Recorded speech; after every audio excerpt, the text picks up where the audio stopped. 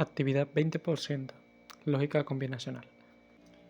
Diseñé un circuito combinacional que multiplique por 5 un dígito decimal de entrada, representado en BCD. La salida también está en BCD. Muestre que las salidas pueden obtenerse por las líneas de entrada sin utilizar ninguna compuerta lógica. El diseño de un circuito combinacional consta de 6 pasos, por los cuales les iré detallando el procedimiento enumerando los pasos a seguir. Determinar el número de variables de entrada disponibles y el número de variables de salida requeridas. Observamos que la entrada está representada en el código de BCD y recordemos que este código es un estándar para representar números decimales en el sistema binario, en donde cada dígito decimal es codificado con la secuencia de 4 bits. Por lo tanto, para representar la entrada en BCD necesitamos una secuencia de 4 bits, en donde cada bit se representará con una variable, es decir, tendremos 4 variables de entrada con estos 4 bits. En el código de BCD podemos representar desde el 0 hasta el 9 en decimal, por lo cual solo se utilizan 10 de las 16 combinaciones que se pueden formar con números de 4 bits. Esto quiere decir que las 6 combinaciones restantes las consideraremos como combinaciones prohibidas, en la cual más adelante explicaré detalladamente. El número 9, como mencioné anteriormente, es el número decimal más alto en el que se puede representar en BCD. Si lo multiplicamos por 5, obtenemos el número 45 en la salida. Sabemos que el número decimal 45 que obtuvimos en la salida está conformado por 2 dígitos, por lo cual para poderlo representar en el código de BCD necesitaremos 8 bits, es decir, 8 variables de salida. Asignar un nombre de letra a cada variable, de preferencia que esté relacionada a la función que realiza. Tenemos 4 variables de entrada, que por conveniencia le pondremos las letras W, X, Y, Z, donde W es la variable con mayor peso, y tenemos 8 variables de salida, en la cual 4 de estas variables representarán las unidades y las otras 4 variables representarán las decenas, ordenadas de la siguiente manera, donde la letra D representa las decenas y la letra U representa las unidades. También debemos saber que los subíndices indican la posición que ocupan en la salida, comenzando desde el 0 hasta el 7. Deducir la tabla de verdad que establezcan las relaciones entrada-salida. Aquí tenemos la entrada de verdad, en la cual las columnas de la izquierda indican la entrada y en las columnas de la derecha indican la salida, con sus respectivas variables de entrada y salida.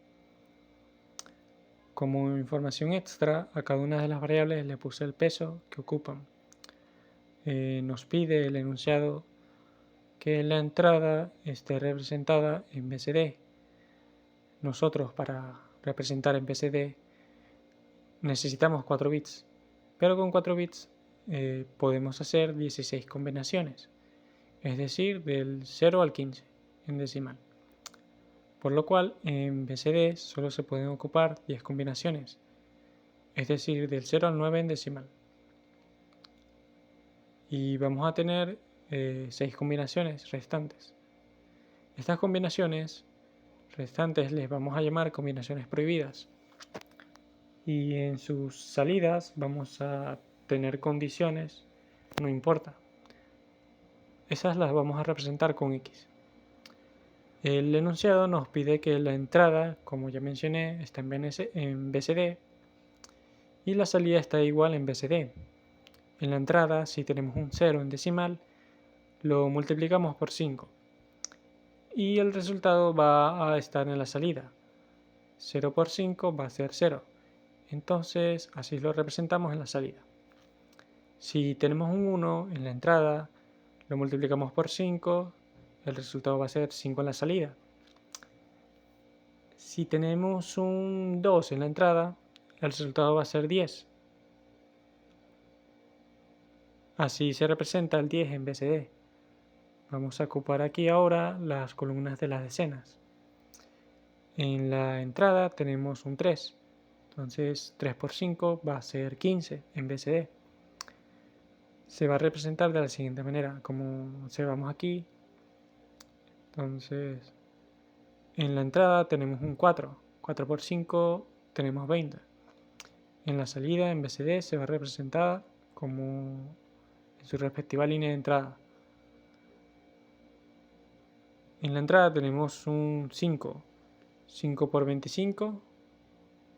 En la salida vamos a tener 25 en BCD. Aquí en la entrada tenemos 6, entonces sería 6 por 5 va a ser 30. 30 en la salida en BCD. Aquí tenemos en la entrada tenemos 7, sería 7 por 5 va a ser 35 y así se representa el 35 en BCD. En la entrada tenemos 8, sería 8 por 5 40, entonces tendremos en la salida 40 representada en BCD. Y 9 sería 9 por 5 va a ser 45. El 9, como mencioné anteriormente, es el dígito decimal más alto en el cual nosotros podemos representar en BCD. Entonces, por así decirlo, la entrada máxima que podemos obtener es 9, cuya salida va a ser 45, porque el número 9 lo multiplicamos por 5 y 45, y el 45 en BCD lo representamos así en la salida. Obtener por cualquier método de simplificación las funciones booleanas para cada salida. Aquí emplearemos el método de mapa de Carnot, que es un método gráfico utilizado para la simplificación de funciones algebraicas booleanas. En este caso tenemos 4 variables de entrada, entonces los mapas de Carnot serán de 4 variables. Además, como vemos en la tabla de verdad, tenemos 8 columnas de salida, es decir, 8 variables de salida, por lo cual realizaremos 8 mapas de Carnot. En pocas palabras, procederemos a hacer 8 mapas de Carnot con 4 variables. Con la ayuda del mapa de Carnot, obtendremos una función simplificada para cada una de las salidas. Aquí en D subíndice 7 tenemos como resultado 0, debido a que, como podemos ver en la tabla de verdad, en la columna de salida de subíndice 7 no tenemos marcado ningún 1. Cabe resaltar que si tenemos marcadas las X, estas X, como mencioné anteriormente, indican las condiciones no importa. Y estas condiciones no importa estarán en la misma posición en cada uno de los mapas de Carnot que iremos simplificando.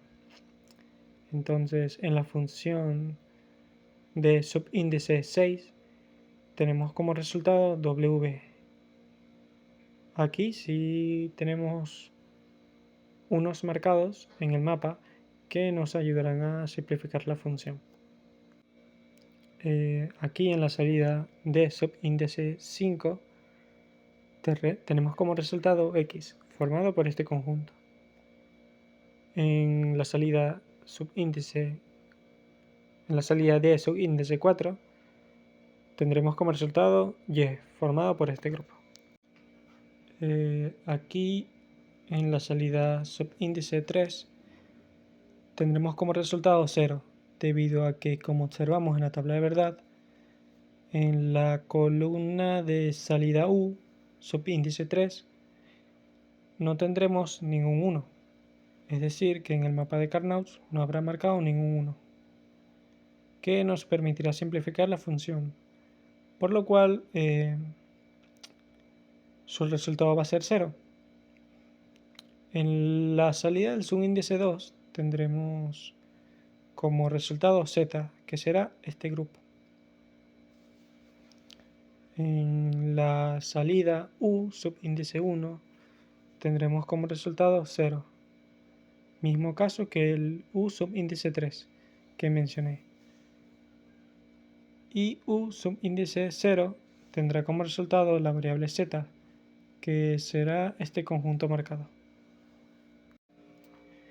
Y bueno, finalmente dibujaremos el diagrama lógico. En el diagrama lógico representaremos las entradas W, X, Y y Z con sus respectivas salidas. Es importante recalcar que las salidas de D subíndice 7, U subíndice 3 y U subíndice 1 deben de representarse en el diagrama lógico. A pesar de que su valor sea 0, tenemos que ponerlas porque cada una de las salidas tiene un respectivo peso para formar cada uno de los resultados que obtuvimos de multiplicar el número decimal de las entradas por 5. Por lo tanto, las entradas de las salidas de D subíndice 7, U subíndice 3 y U subíndice 1 están conectadas a tierra, que la representaremos con el número 0. Conclusión. Mediante el diagrama lógico observamos que las salidas pueden obtenerse por las líneas de entrada sin utilizar ninguna compuerta lógica. Esto fue porque al llenar la tabla de verdad con los requisitos expresados en el enunciado, obtuvimos ciertos valores en las salidas y junto con las condiciones no importa, nos permite obtener como resultado una sola variable en cada salida. Es decir, no se requirió de ninguna compuerta lógica, cosa que en el enunciado al inicio nos pedía recalcar este factor en este problema. Muchas gracias por su atención.